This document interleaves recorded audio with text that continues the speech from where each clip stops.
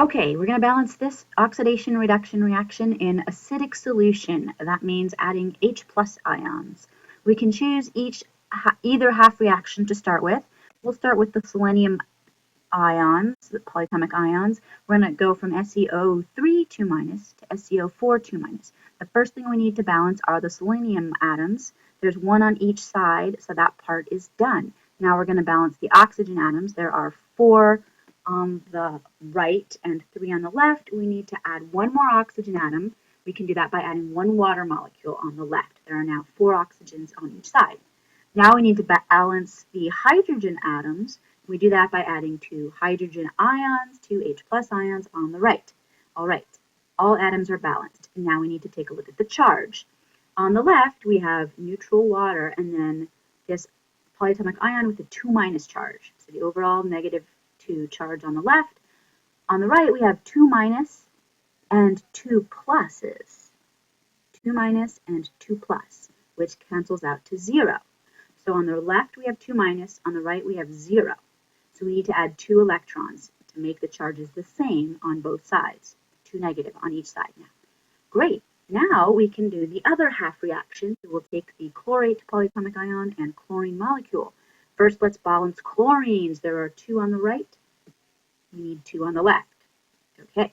Now we need to balance oxygens. There are 2 of these polyatomic ions. Each one has 3 oxygens for a total of 6 oxygens. So we need to add 6 water molecules on the right. Okay, but now we have 12 hydrogens. Let's add 12 hydrogens on the left. Great, we have all of our atoms balanced, and now we need to deal with charges. On the left, we have 12 positive charges and 2 negative charges for a total of 10 plus. And on the right, no charges, it's 0. 10 plus, 0. So we need to add 10 electrons.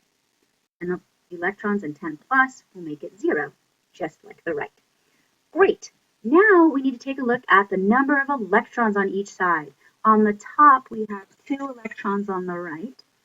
On the bottom, we have, 10 electrons. So we need to equalize the number of electrons by multiplying the top reaction by 5. I'm now going to put that in, the whole top reaction multiplied by 5, shown down here.